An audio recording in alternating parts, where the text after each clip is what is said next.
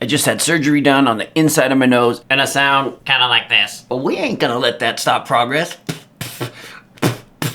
Now are we? Today we're gonna be testing what sounds better when writing and recording heavy, pitch shifted down guitar riffs. The stock pitch warp function in Ableton or using a whammy pitch effect. And we're going straight for the big guns here. We're not going down 3, 5, or even 7 semitones. We're hitting a full octave to get more Now I don't own a 7 or 8 string guitar, so we are going to be using this 6 string guitar. But I think this is gonna be the ultimate test if we can get a nice heavy drop sound using a 6 string guitar. I wrote 3 simple riffs for this. We are in drop D. We're in the 130 beats per minute territory, and I will be using the rear pickup because it just sounds better for distortion. Riff 1, we have a little more fingery ringery riff.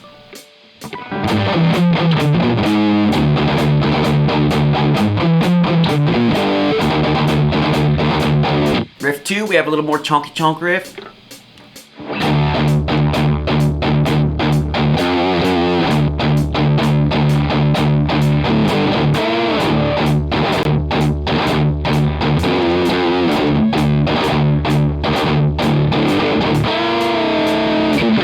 Cool, and then riff 3, we got a little breakdowny riff. 1, 2, 3, 4.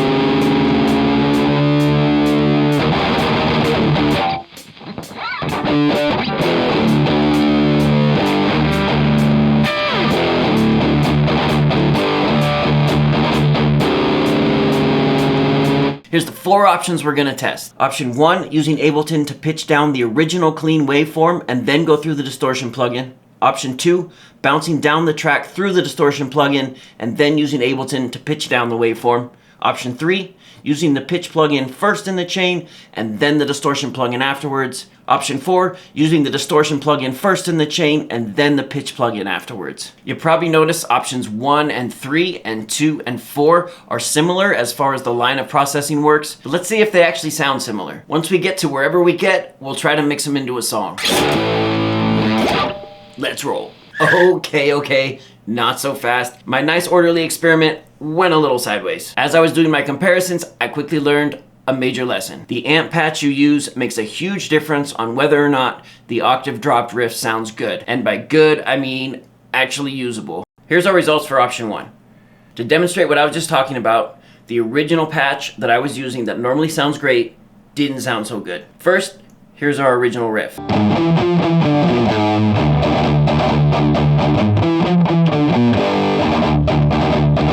Now here's our drop version using the same distortion.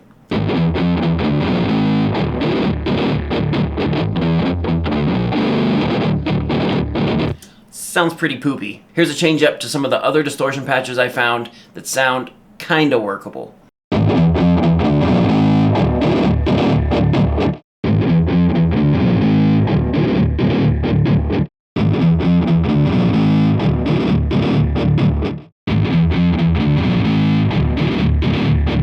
None of them sound that great, but it's important to note I haven't used any EQ or compression yet. We will get to that later.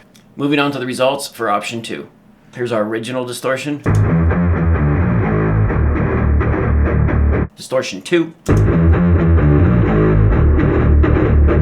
Without dragging you through all 5 distortions, I can tell you that they all sound very similar. They don't really sound that bad, but they sound like they would be a layer within some other guitar layers. They do not stand very well on their own. Here's our results for options 3 and 4 incorporating the pitch pedal. The main thing we want to test is whether options 3 sound like option 1 and whether options 4 sound like options 2. So here's our first distortion, the poopy sounding one, but we're gonna try it anyways. If I remember right, that probably sounds very similar. Okay. Without wasting a bunch of video space or your time, I ran through all the comparisons and I can tell you they all sound very close. For some reason, using Ableton has a little bit smoother, buttery sound, and using the pedal plugin has a little bit more of that granular tone that it gets from the distortion. But I know what we really want. We want to squish them all together and see what they sound like played all at the same time. Here we go.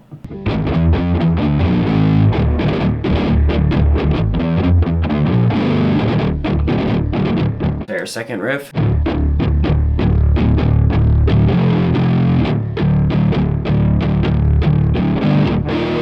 third riff.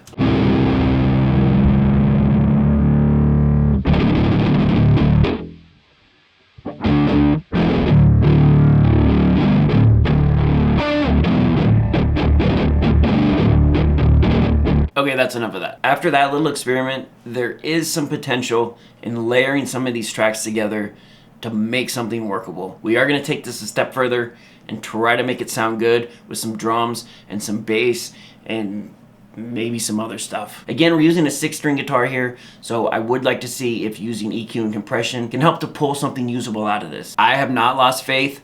Let's see what we can cook up. Saucy. I felt like it was important to get the bass line down before I edit the guitars too much. That way I can EQ the guitars around the bass for a more real-world application. In an attempt to make it so that people with a cell phone can actually hear the bass line, I have opened a new song and cranked up the highs and cut the lows. We'll see if it works. Here's the bass line for riff 1. 1, 2, 3, 4.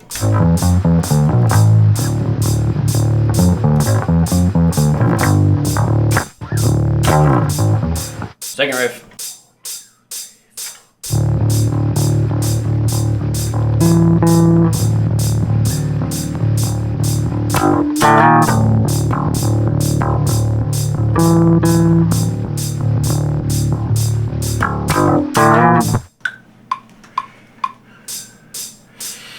Third riff, and I gotta piss. 1, 2, 3, 4.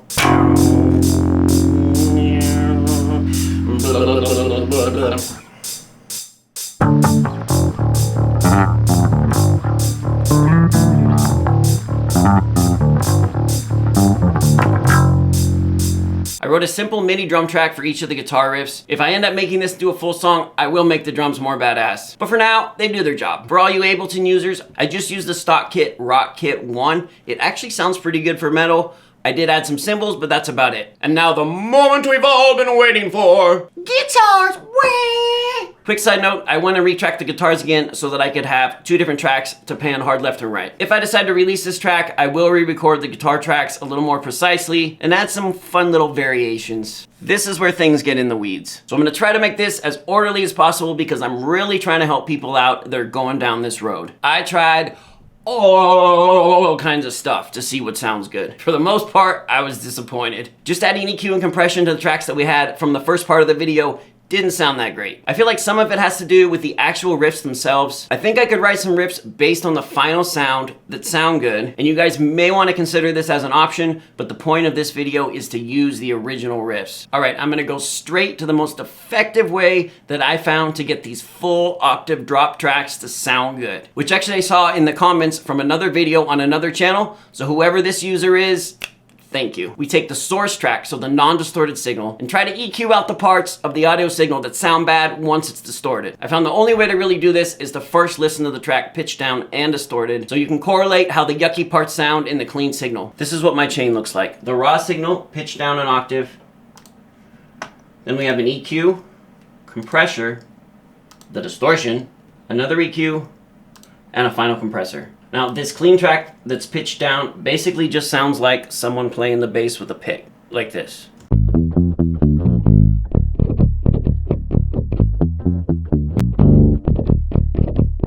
The 2 characteristics that I think make the distortion sound bad are the pick attack and the farty sound. To start out, I used an EQ. I brought up the Q value on bands 2 through 4, and I went back and forth and I isolated out the parts that got rid of my pick attack and my farty sound. Band 4, I feel like got rid of the pick attack, the annoying pick attack, as best as possible. Honestly, it does sit up here in the highs as well, but if I cut the highs, then it gives it like a filtered sound, which I don't like. And then to remedy the farty sound, obviously I have these right here. This first compressor, I just wanted to compress the clean signal a little bit. You can see it is actively working all the time, but only just a little bit. The second EQ is only to get the guitar out of the way of the bass. You can see my bass signal is running like 40 to 100 hertz. I wanted the guitars to blend a little bit into the bass, so I ended up cutting them off at 100 hertz. Now this could all change if I add other instruments or vocals, but it works for now. The final compressor I have set a little higher to give it some more squish. Here's how all the riffs sound. I am going to turn the drums and bass on and off so you can hear the application.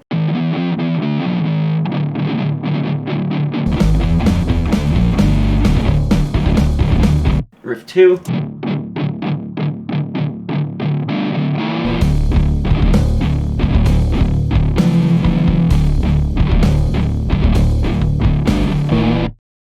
The second question is, can I make the signal from options 2 and 4? If you remember from the first part of the video, that's the post-pitch distorted signal, sound worthwhile. The answer is kinda. This is how I got it to sound.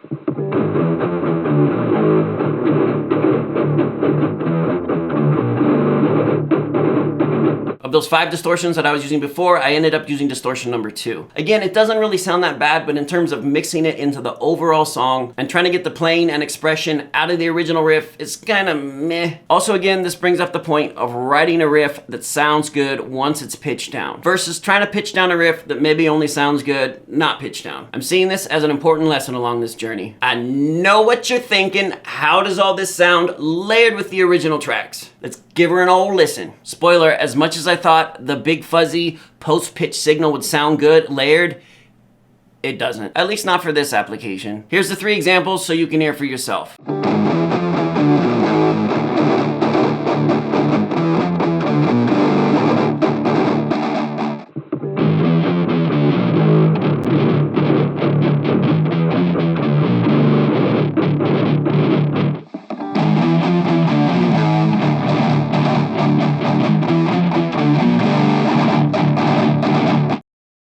So what do we learn?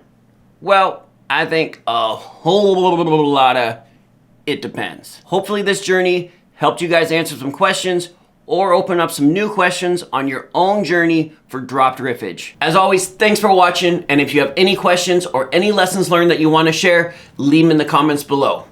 As an outro, let's listen to the not final form. It's just a rough mix, but I have my layered guitar tracks panned hard left and right. This isn't even my final form.